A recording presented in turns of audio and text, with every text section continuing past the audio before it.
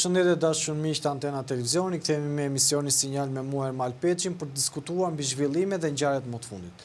Do të flasim konkretisht mbi atë se çfarë ndodhi ditën e sotme në parlament, por gjithashtu do mundohemi të dekriptojmë me një ekspert komunikimi dhe profesor gjithashtu mbi lëvizjet politike. Pra, çfarë po bëjnë mirë dhe çfarë po bëjnë gabim aktorët politik në Shqipëri.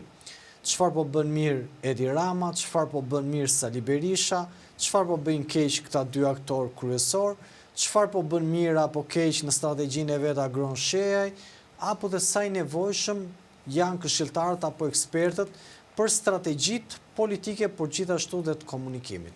Do ta ndajmë në dy aspekte, atë se çfarë ndodhi ditën e sotme në parlament, duke qenë se duket një kaset e përsëritur mes akuzave, thjesht retorik politike, po pas bardhur dhe pa dhënë një vendim apo një formë të asaj që ata do duhet bëjnë qëndrime konkrete, por gjithashtu të flasim edhe mbi perspektivat politike apo çfarë do ndodhi realisht. Kam kënaqësinë kem studio profesorin dhe pedagogun Klementin Mile, profe.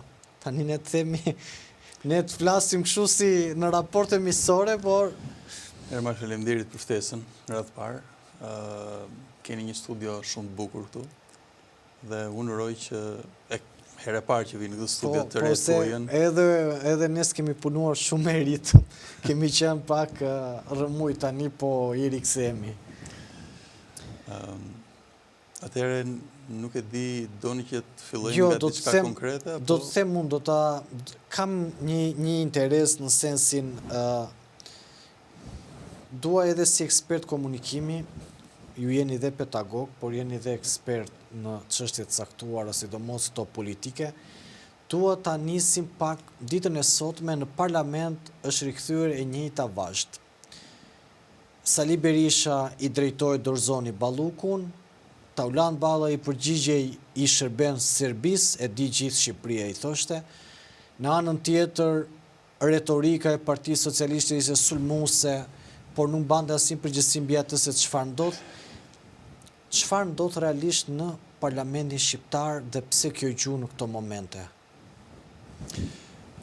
Shikoni, aty unë mendoj që ka të vërteta që thuhen, ka dhe pastaj zhvendosje vëmendje nga gjërat si thua kryesore të rëndësishme me të cilat në fakt parlamenti do duhet ishte marrë Ka të vërteta apo gjysmë vërteta? Se ky është një problem i madh, se thonë gjysmë të vërtetat është mashtrimi më i madh i kohës sotme. Shikoni, zakonisht e vërteta thuhet për kundërshtarin, ndërkohë që për vete pra thuhet ajo zakonisht kemi një lloj fshehje të vërtetës. Në këtë sens ka gjysmë të vërteta.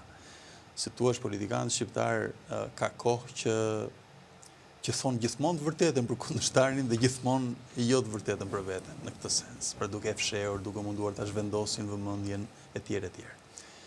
Kjo është ajo çfarë ndodh zakonisht. Ajo që sakrifikohet në këtë mes është, si thua, problemet reale për të cilat do duhet diskutohej dhe që në përgjithësi zhvendoset vëmendja drejt gjërave që janë minore ose reminiscenca të skaluarës ose mund të kenë një rëndësi simbolike, po jo që do se ndërtojnë të ardhmen tonë dhe të prasim edhe këtë republikë, kushtetutën e këtij vendi që të respektohet, edhe që të kenë efekte të rëndësishme pra politike.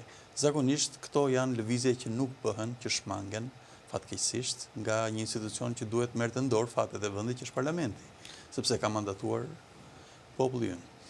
Profesor, në këtë mandatim të popullit ton, duket se gjykata kushtetuese ka marrë një vendim për çështjen Balluku. Pra, stërmullari i kësaj situate është zonja Balluku. Parlamenti e ka marrë vendimin e vet. Gjykata kushtetuese e ka marrë vendimin e vet. Aktualisht kemi Këshillin e Europës, i cili thot mblidhni komisionin e mandateve dhe shikojmë që vetë kryetari i Partisë Socialiste dhe kryeministri i vendit thot nuk kemi pse të nxitojmë me Këshillin e mandateve. Çfarë po ndodh? Pra, apo mundohen që mos pyesin as për ligjin, apo thjesht kanë interpretimet dhe këndvështrime të ndryshme. Çfarë po ndodh dhe si e shikon si rast zonjën Balluku? Shikoni, unë gjykoj që shikoni, pikë pari lëvizjet bëhen në bazë llogarive në një farë mënyre. Në bazë të asaj që partitë dhe aktorët kryesor të politikës shqiptare konsiderojnë që është pozicioni i tyre që kanë aktualisht. Për shembull, zoti Rama duket se i beson shumë rezultatit të zgjedhjeve të shkuara, po edhe sondazheve që bëhen, paktën ato që kemi parë publikisht, ku ka një diferencë 20 apo diçka pik ose përqindje me diçka e tillë me Partinë Demokratike, që është partia kryesore e opozitës. Sigurisht duke parë edhe partitë e tjera të reja, kështu me radhë që nuk kanë arritur të ruajnë atë rezultatin e zgjedhjeve të 11 majit. Kështu që në këto kushte, paktën si na japin sondazhet, në këto kushte zoti Rama duket i sigurt në sensin numerik, pra elektoral numerik. Që do të thotë pozicioni i tij politikisht në sensin e numrave gjithmonë është i siguruar, është i konsoliduar, por më fal, vetëm ta vijë pak logjikën. Në këtë sens. Por dhe çfarë është ideja? Ideja është që duke qenë se jam i sigurt politikisht, atëherë mund të sakrifikoj ca kapital politik për të sistemuar ca çështje juridike që kam në përkëmb. Si zonja Balluku, që është çështja kryesore, po patjetër aty do shkonim, si zonja Balluku, pra sepse zoti Rama e di dhe besoj se ka ekspert rreth e qark që t'ia thonë të strategjisë, të komunikimit, të mesazhit dhe kështu me radhë, di që sa herë përplaset me drejtësinë, me SPAK-un, me GKK-n, s'po them me gjykatën kushtetuese, po edhe me ato deri diku, po sidomos me këto organet e drejtësisë posaçme, e di zoti Rama që sa herë përplaset me to humbet pik. Vetëm se thotë, pra logjika e thotë që sa do pik të humbas, nuk do humbas aq shumë sa që të më rrezikohet, pra ky pozicion, si më thënë, me diferencë nga opozita, pra në pushtet nga opozita.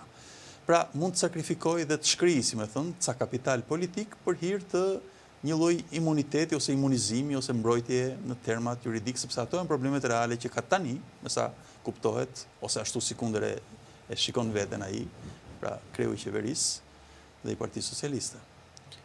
Profesor, në këtë situatë, pse Taulant Balla i kujton Serbinë Sali Berishës? Është një strategji për të zhvendosur vëmendjen, i duhet për retorik politike, apo thjesht në vendin tonë shpeshherë politikanët zbajnë nasip përgjithësi për ato që thonë, mjafton që ta çorodisin këtë shoqëri dhe të dalin krenar para mbështetësve të tyre. Tani, ne kemi zotin Berisha, i cili thirrë një protest të dytën kombëtare, pra në 10 shkurt, dhe që ka lajmëruar një tjetër në 20 shkurt. Pra jemi në periudhën mes dy protestash, si më thënë, kombëtare, që janë aktivitetet rëndësishme për opozitën përgjithësi dhe Partinë Demokratike në veçantë. Ka mobilizuar bazën e vet, e ka energjizuar, e ka ngrohur, i ka bërë të besojnë që do ketë një të ardhme tjetër, pa Edi Ramën, ndoshta me një qeveri teknike, pra për të kaluar në zgjedhje që të mos jenë më fars, siç i quajnë zoti Berisha, por të jenë zgjedhje të lira të ndershme, siç i meriton populli. Dhe nga ana tjetër kemi gjithashtu zotin Berisha, i cili akuzon vazhdimisht mazhorancën që nuk lëshon, dhe sidomos kryeministrin Rama, që nuk lëshon në gjuhën e tij, pra zonjën Balluku nuk e vendos pra që të dalë përpara drejtësisë, e me radhë.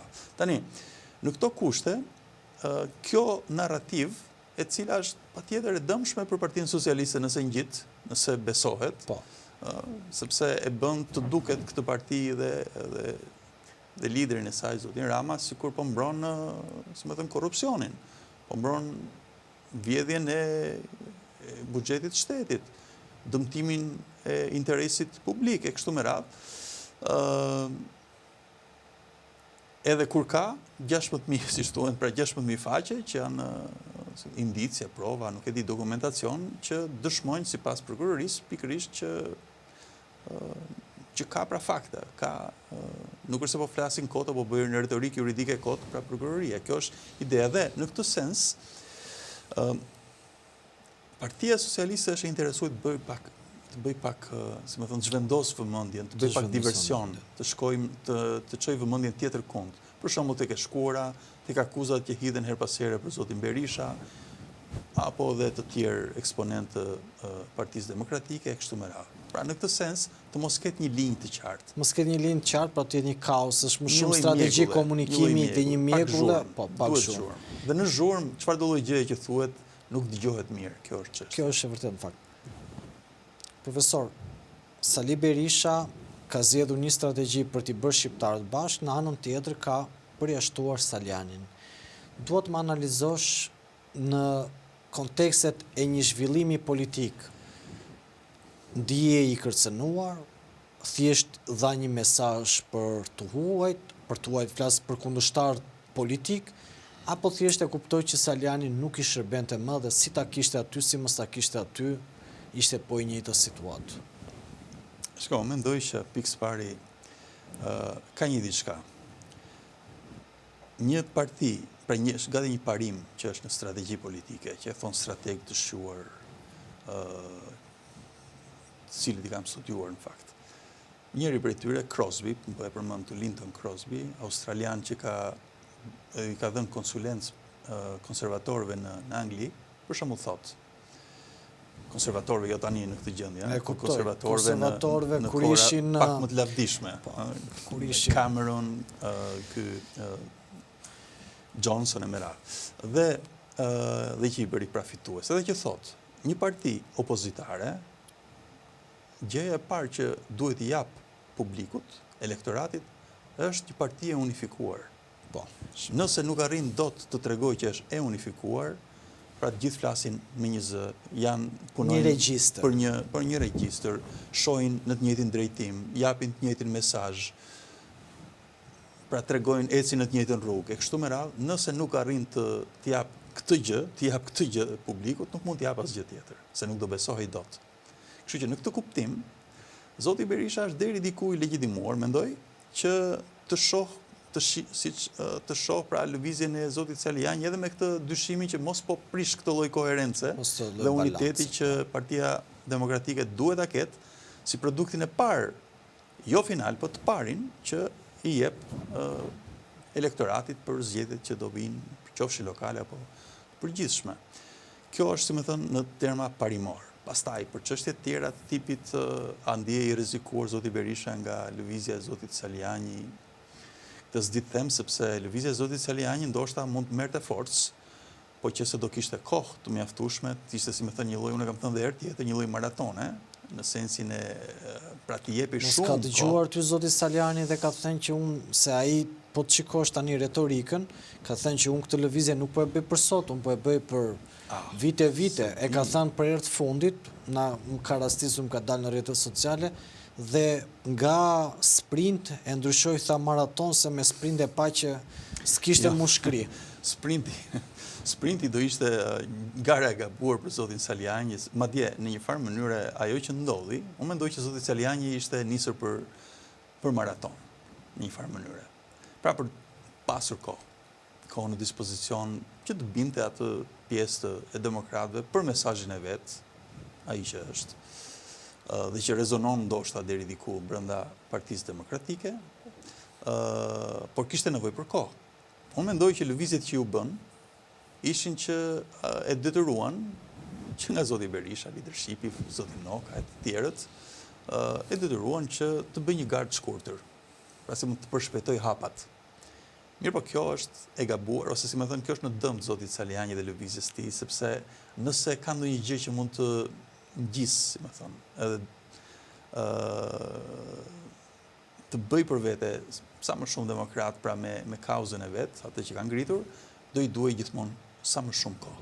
Sa më pak kohë në dispozicion, aq më pak ngjit, dhe është, si më thënë, një nga ato, është një lloj meteori që kalon dhe harrohet. Po, është vërtet fakt. Në mënyrë simbolike e tillë është njësoj si ato yjet që bien, edhe shuhen me njerë. Profesor, nëse qëndrojmë në ngjarjet sa politike po dhe drejtësisë, do të pyes më pas edhe për 2-3 aktorë tjerë, por më duhet të qëndroj pak se të 2 aktorët më të fuqishëm janë Berisha me Ramën. Të dy këta sot kanë probleme me SPAK-un. Partia Socialiste në fakt ka hedhur iden, ka përcaktuar dhe pikat që duhet ndryshojnë, pra pas vendimit gjykatës kushtetuese për pezullimin, tashmë këta duan të japin një fuqi ministrit që mos të pezullohet pra duan ta mbrojnë dhe nuk e konceptoj dot domethënë se si do ta mbrojnë ministrin, por duan të fusin duart në SPAK.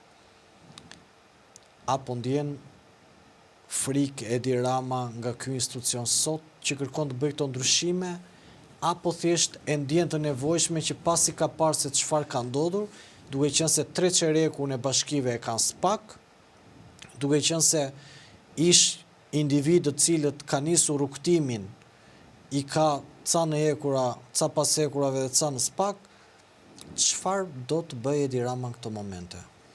Shko, unë mendoj besoj se ka një lloj keq kuptimi dhe keq leximi të televizjeve që ka bërë majoranca dhe sigurisht Edi Rama në raport me sistemin e drejtësisë. Pra, shpeshherë janë reduktuar televizje në mbrojtje të personave të veçantë, sidomos në këtë rastin aktual të zonjës Balluku. Madje shkon argumenti deri atje sa thuhet që zoti Rama nuk mund të mbijetojë dot nëse bie zonja Balluku në këtë sens.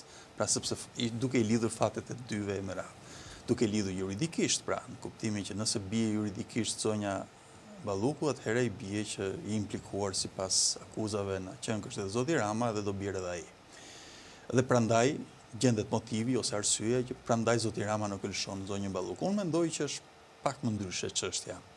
Dhe motivi që pse zoti Rama këmbgul kaq shumë për ta mbrojtur zonjën Balluku, patjetër, kjo është e dukshme, pra mbrojtja është e dukshme. Ajo që nuk është e qartë është pseja. Dhe unë mendoj që në fakt është çështja e kësaj e rendit. Pra zoti Rama deri tani pushteti i tij është pushteti si njeriu që garanton rendin. Po jo rendin në kuptimin policia në rrugë që të sigurojë qetësinë. Institucional, po më shumë koncept moral.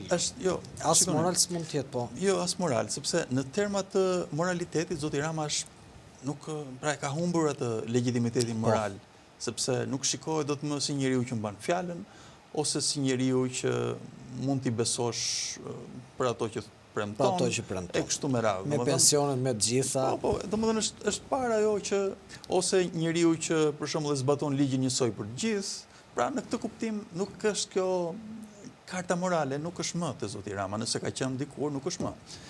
Pra legitimiteti moral nuk është ai që e mban zoti Rama në këtë pozitë fuqie që ka. Atëherë çfarë e mban? Unë mendoj që e mban kjo gjë.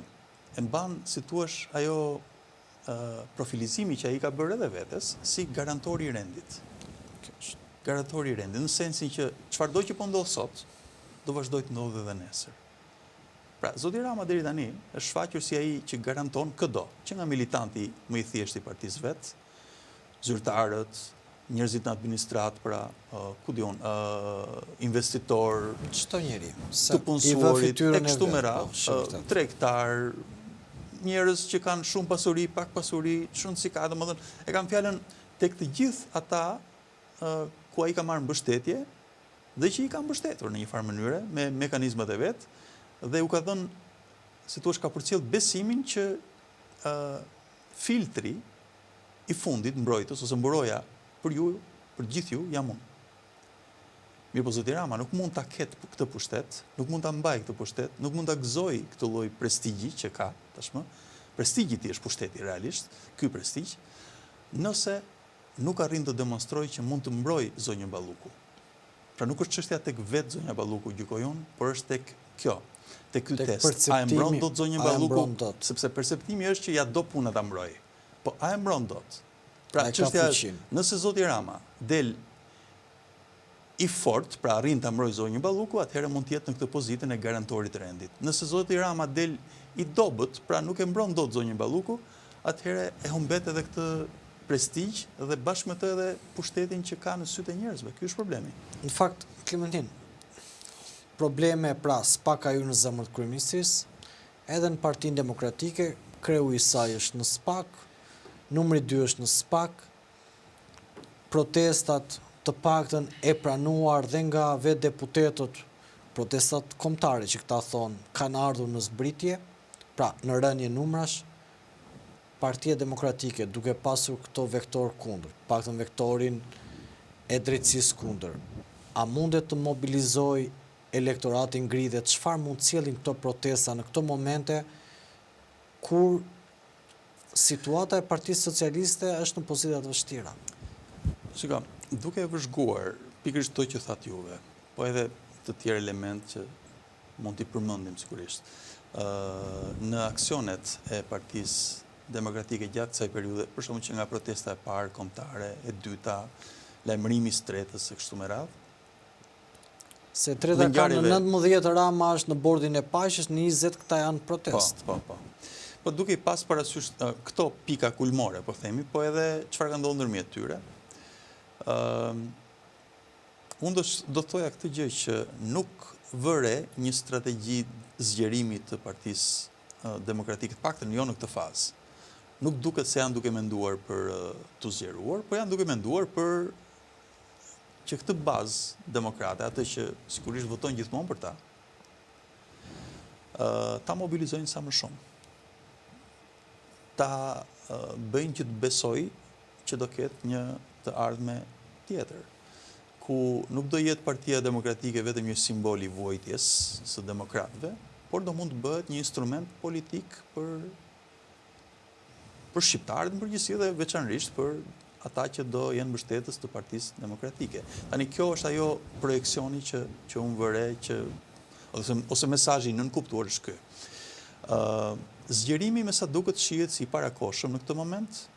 Pse do duhet pyesni ata që bëjnë strategjinë e Partisë Demokratike, pa diskutim, por ditë them që nuk shoh një strategji zgjerimi në këtë moment. Shoh vetëm një strategji mobilizimi, energjizimi dhe që mund të marrë ato frytet që mund të marrë, se të limituara janë, sepse është më shumë thellim se sa zgjerim, pa diskutim. Bllokimi me marrëdhënieve diplomatike me Shtetet e Bashkuara të Amerikës dhe Britaninë e dobëson në kontekstin politik shqiptar, apo shqiptarëve si u bët vënfare sepse kanë hall tek jeta e përditshme? Shikoni, po them këtë gjë. Për shembull, duke folur në terma të kohës, pra kur po flasim, pra për tani aktualisht. Sigurisht, ka bllokim, ka në një farë mënyrë ka etiketat ose që janë vendosur që nga lideri të Partisë Demokratike e kështu me radhë, por në targetin që kanë aktualisht me lëvizjet e tyre Partia Demokratike, këto nuk kanë asnjë lloj nuk bëjnë asnjë lloj efekti, nuk vlen për asgjë. Nuk është se zoti Berisha shikohet si më pak i vlefshëm sepse s'ka shkuar në Amerikë, po themi, ose mund të kishte më shumë raporte me ndërkombëtarë se çka pasur etj. Nuk është kjo që ndikon tek baza, për shembull, sepse flasim gjithmonë që targeti aktual është baza. Tani më vonë, kjo mund të bëhet problem nëse nuk t'i kalohet pak më vonë. Pra më vonë kur t'jetë arritur objektivi i kësaj faze, ndoshta objektivi i kësaj fazes parë mund t'jetë qeveria teknike. Pra me një lloj presioni, me një lloj mase kritike, po themi, që synohet të realizohet duke nxjerrë sa më shumë njerëz në shesh, po duke shprehur sa më shumë revolt e merat. Ndoshta mund të nuk e di, domethënë a do arrihet dot qeveria teknike sepse mund të varet nga shumë gjëra. Ndoshta dhe nga llogaritë e Ramës nga ana tjetër, pra që i Liverdis apo jo.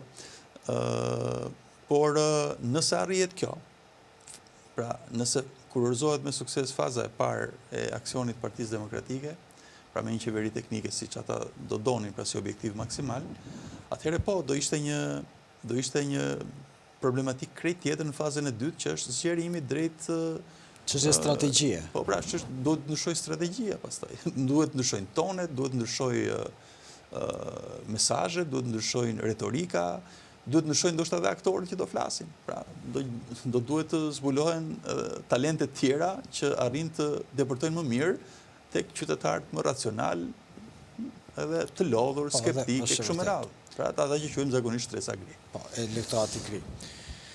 Tryeze Ermal-Lasimes, mund t'i bëj dot bashkë partitë opozitare? A është në një moment të dur? Si e shikon si mënyrë komunikimi apo qasje dhe më pas edhe si tezë politike?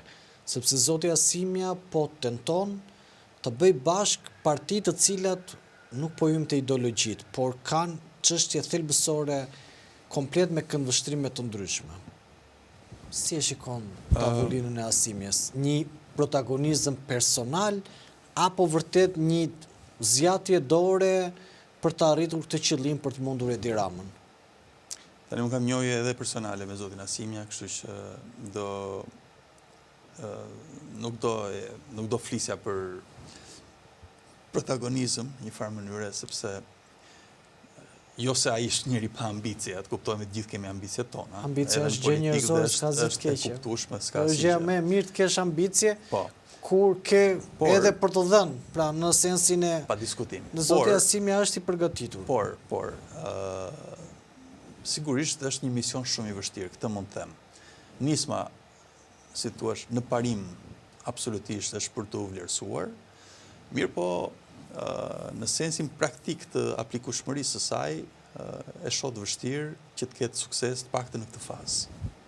Sepse thashë edhe një herë, kemi faza të ndryshme mes partive të ndryshme. Ndjes, kemi dy raste që koha nuk ju ka dhënë të drejtë. Pra, në dy raste kanë qenë si ai meteori që kanë, pra, mund të jetë thelbi mund të jetë i dur, po koha nuk përqendron. Koha është shumë e rëndësishme. Koha është më e rëndësishme se gjithçka. Ashtu. Sepse nuk mjafton të bësh gjën e dur. Duhet ta bësh edhe në terrenin e dur, në kohën e dur, me njerëzit e dur. Në momentin e dur, tha. Pra, si më thon, duhet përkojnë shumë e shumë gjëra që të ketë sukses një nisëm.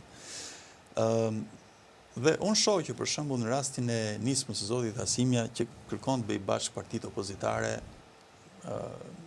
që siç ka identifikuar ai, të paktën dhe të tjerët që janë bashkuar, pra këtij forumit për dialog politik, më duket si quhet. Forumit për dialog politik. Pra dhe intelektualët e tjerë që të nderuar që janë bashkuar këtij forumi, unë shoh që pra kanë identifikuar si përbashkët dëshirën ose nevojën për të larguar Edi Ramën, patjetër nga pushteti. Por për te i kësaj nuk shoh ndonjë gjë tjetër që ti bashkoj, sepse për te asaj që ideologjikisht janë deri diku të ndryshëm në disa janë partitë djatha, disa se janë shprehur akoma çfarë partish janë. Po, disa nuk janë të profilizuara qartë ideologjikisht, pra janë ende në një lloj si thua, një lloj politike që ka nevojë të qartësohet. Por për te kësaj janë edhe fazat ndryshme të operacioneve të tyre politike. Për shembull, Partia Demokratike aktualisht është në fazën e mobilizimit. Pra, nuk është se po kërkon të zgjerohet, po kërkon që ata njerëz që janë mbështetës të saj, të deklaruar, ti mbaj, si thua, ti energjizoj, ti mobilizoj për aktivitetet politike që ndërmerr. Ndërkohë, Partia Mundësia, për shembull, është duke u përpjekur pikës pari të ruajë votat që ka patur, dhe dyta të zgjerohet aty ku ka mundësi. Do të pyesja për këtë, do të pyesja edhe për agronshenjën për të më elaboruar pak. Okej. Pra, është një fazë tjetër, fazë zgjerimi. Pra, aktualisht Partia Demokratike mobilizon, Partia Mundësia synon të zgjerohet, aq sa mund zgjerohet me potencialin që ka, pa diskutim. Zoti Lapaj mendoj që është duke mbrojtur votat që ka, duke përpjekur të mbrojë, që si thush të ndalojë atë hemoragjinë, si më thënë. Është një fazë që mund ta quash një lloj krize në kuptimin e mbrojtjes, pra i duhet të luajë në mbrojtje në këtë sens. Dhe kjo nuk kupton që janë faza të ndryshme. Zoti Qori pastaj nuk duket se ka ndërmend ose dëshiron shumë të zgjerohet, po duket sikur do vetëm të kristalizojë votat që ka. Po, është vërtet. Dhe në këtë kuptim janë jo vetëm në sensin e përmbajtjes që janë mund të keni ide të ndryshme, po edhe në fazat e operacioneve janë sikur ecin në shina të ndryshme. Pra nuk ose janë në stacione të ndryshme. Kështu që nuk takohen dot sepse janë stacione të ndryshme për këtë arsye. Në këtë stacion, Agron Shea, i cili duket sikur po tenton ta zmadhojë partinë e vet, duket sikur po del nga kostumi i Tiranës, ishte në Durrës, tenton të çojë njerëz të partisë vet në çdo qytet. Si e shikon, edhe ka qenë pakën e shprehur hap tazi tani që nuk bëj një marrëveshje me Berishën sepse ne jemi në qëndrime komplet të ndryshme. Si e shikon Agron Sheajn, Partinë Mundësia dhe lëvizjen e tij? Është vërtet që zoti Shea po përpiqet të dalë nga Tirana, të shkojë edhe në të tjera qytete ku unë besoj se i kanë parë si targetet mundshme për të prodhuar mandat, qoftë për zgjedhje lokale, qoftë për zgjedhje të përgjithshme, kur të vinë ato, pra për të rritur numrin e mbështetësve ndjeshëm. Por ajo që unë vëre është që dakord, po del nga Tirana po shkon nëpër Shqipëri, po prap kemi një përhapje gjeografike, po jo demografike. Njerëzit që po dalin janë po ata. Është zoti She dhe 2-3 tjerë që janë po ata, duket sikur partia nuk është më shumë se sa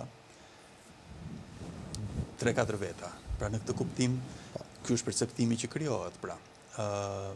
Okej, ndoshta janë njerëzit e besuar, ndoshta janë njerëzit e kualifikuar për të mbrojtur kauzat, por nga ana tjetër, një parti që ka nevojë të zgjerohet dhe t'ja perceptimin që po zgjerohet, nuk mund ta bëjë atë duke mbajtur vetëm një ekip që është po ai. Sepse kjo dëmton mesazhin e sado, po themi, po në thelb ashtu qëndron. Por centralizimi. Po pra, ky është problemi. Që shohun. Pra ka një mospërputhje në këtë gjë. Adriatik Lapaj vajte diku te 50 ditë, 60 ditë, përveç se prodhon ndonjë sensacion mediatik, nuk po prodhon dot politik dhe vetëm duket se zoti Lapaj e di mjaft mirë, i mëshon që ndresës, akoma nuk ka artikuluar tezat mirëfillta politike të paktën ta kemi dëgjuar dhe për ta kemi diskutuar. Si e shikon zotin Lapaj në këtë momente? Ju e thatë pak, por do doja më shumë për të elaboruar në këtë qasje, pra, po mundohet të ndali gjakderdhjen, po mundohet të rikuperoj vetveten, apo thjesht i bie pishman dhe do duhet një kohë për lëvizjet e gabuara që bëri për 2 muaj dhe që pati një rrugtim goxha të mirë, po 2 muajt e fundit për plasje me Shabanin shkatruan gjithçka. Pra atë të krijuan vetë shkatruan. Po, shikoni, në rastin e partive të reja dhe të vogla, dhe partia e zotit Lapaj është dhe e re dhe e vogël, i ka të dyja këto handikape, si me thënë, paqka se në anët të tjera mund t'jenë vlera, po në sensin e qëndrueshmërisë janë handikape. Dhe këto parti, si që është ajo e zoti Lapaj, thash, pra e re dhe e vogël, kanë elasticitet shumë të lartë votës. Aq sa mund të rriten shpejt, aq edhe mund të bien direkt. Dhe çfarë do thotë? Do thotë që mjafton një gaf, mjafton një lëvizje e gabuar, edhe e ndjejnë shumë goditjen. Pra ndjeshmëria që ka ai target group është idealist dhe kur përballet me realitetin politik mund të shkërmoqet. Duhet mbajtur parasysh nga erdhën votat e zotit Lapaj, për shembull, që ishte bashkë me zotin Shabani në atë koalicioni që patën. Nuk morën pak vota, ishte një shifër 64.000 kanë marrë. Po, nuk ishte një shifër e pakët. Por nga erdhën këto vota, nuk është se erdhën nga njerëzit që votonin për herë të parë. Mund të kenë ardhur një pjesë patjetër, po jo pjesa kryesore, për shembull. Po kanë qenë vota të zgënjyrish, vota proteste, vota emigracioni e kështu me radhë. Në këtë kuptim, kanë qenë vota të njerëzve që kanë parë një lloj shprese, një lloj ndryshimi, një lloj gjëje ndryshe tek, po themi, Shqipëria bëhet. Mirë po, në momentin që Shqipëria bëhet, shfaqet si thuajse e njëjta gjë ose ndonjëherë edhe më keq se sa partitë tradicionale, pra PS-ja, PD-ja, kështu me radhë, me ato zënkat me që tashmë janë të njohura, për një karrige, pra, shkurt. Atëherë, kjo vot direkt bie shumë shpejt. Pra nëse, për shembull, Partia Demokratike ose Partia Socialiste për një ngjarje të tillë, pra, si më thënë, nëse do zgjeshin dy eksponentë saj për një karrige, po themi, do humbiste 1.000 vota, partitë e reja mund të humbasin direkt 10.000 vota, ose edhe më shumë. E ndjen më shumë tërmetin edhe për shkak të kolonave jo shumë të forta. Prandaj po them që është votë elastike. Është si një elastik që, si thua, saç zgjerohet, aq edhe të kurret direkt. Aq të kurret me njëherë. Ky është problemi. Pikërisht sepse nuk kanë struktura për ta amortizuar goditjen, pikërisht sepse nuk kanë histori për ku të gjejnë streh për Që din stres. dhe nuk kanë as simbolika të fuqishme siç kanë lider të fuqishëm si Berisha apo Rama nga ana tjetër, këto partitë e mëdha. Arlin Qori Redi Muçi, një dyshe e cila po mundohet të suportojë njëri tjetrin, mundohet të jenë edhe në sulm ndaj partive qoftë që nuk dajnë ideologji si ata, por edhe qoftë shumë me lapajn ka shumë qeftëzien ata saj që dalin për debate këtë punë bëjnë, por edhe me partitë tradicionale, se s'po i quaj di vjetra se nuk është emërtimi i dur. Tradicionale Tradicionale më është korrekt. më korrekt dhe është më etik. Po. Si e shikoni Arlin Qorin? Unë shoh që Lëvizja Bashkë, Arlin Qori, Redi Muçi apo të tjerët, Këta dy janë të paktën. sidomos po edhe të tjerët që Pas ata Dalim kanë nga- kohë, po kanë kaq vite që bëjnë debate, madje një ditë i kanë parë Spille dhe u habita. Bënin këto brainstorming, po i bënin me ato buzë edhe po. Jo, unë shoh që në një farë mënyrë nëse do të shpreja çfarë është Lëvizja Bashkë, për mua është ideja para votës. Pra, më shumë aty ka rëndësi pra në operacionet e tyre politike, siç i shoh, më shumë rëndësi ka të qartësojnë idenë, të shprehin idenë, se sa të shohin nëse kjo ide merr vota apo jo. Dhe në këtë kuptim, unë nuk i shoh që janë as këta në zgjerim. Nuk janë në zgjerim. Janë duke u kristalizuar, po themi. Duke u purifikuar edhe më shumë se ç'ishin. Në sensin e cila është ideologjia jonë. Është majtas, është kundër oligarkëve, është për të varfrit ose është për punëtorët, e me radhë, dhe po kërkojnë gjithmonë në më shumë mënyra për ta thënë sa më qartë këtë gjë. Por pa u kujdesur shumë për, domethënë, se si shkon ky mesazh ose sa vota sjell ky mesazh i tyre dhe ky identitet ideologjik i tyre në shoqërinë tonë shqiptare, pra. Pra, unë nuk i shoh që të kenë ndonjë strategji ose ndonjë lloj marketingu elektoral, si më thënë, marketingu politik, nuk i shoh. I shoh më shumë vetëm tek ideologjizimi se sa tek marketingu. Pra, nuk i shoh pranë votuesit se sa që i shoh pranë bindjeve të tyre. pranë bindjeve të tyre.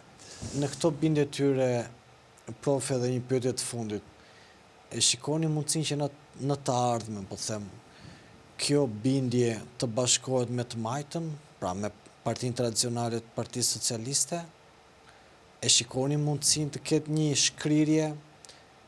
Kjo mundësi do kërkonte që të tradhtonte Lëvizja Bashkë që nga Arlin Qori e tjerët parimet e tyre dhe thoshin që deri tani neve në fakt si kemi patur të vërteta këto që kemi thënë. Në çast ndodhin të botë. Thjesht Jo, ju thash që nëse ndodh do kishte këtë kuptim. të thëmë parime, shkuam të majta, pra, në thelb, ne brënda të njëjtës parti jemi, do thëmë këtu pastrua, iku Edi Rama, qarkulloj uj, ne erdhëm në shpinë tonë. Nuk e di, për gjithsesi edhe në ndodht, nuk është në një korrent elektoral shumë i fuqishëm sa që të bëj diferencë për pushtetin. Pra janë si këto partitë e tjera, të cilat kur bashkohen me partitë e mëdhaja, absorbohen me njerë dhe qëndrojnë vetëm për çështje të një rrugtimi politik. Profe, të falenderoj shumë për kohën tuaj. Faleminderit. Të dashur miq, duke falenderuar secilin për ju që na ndiqë live, në fakt bëm një analizë me profesorin dhe ekspertin e komunikimit Klementin Mile, ku diskutuam mbi aktualitetin politik, por gjithashtu edhe se çfarë ndodh dhe cilat janë strategjitë që po përdorin aktorët politik. Mos harroni të bëni subscribe, mos harroni të regjistroheni në kanalin ton, Antena, gjithashtu ta shpërndani në diaspor, por dhe mëtej, dhe nga unë Ermal Peçi, duke ju rikujtuar, regjistrohuni dhe shpërndajni, natën e mirë dhe miru pafshim.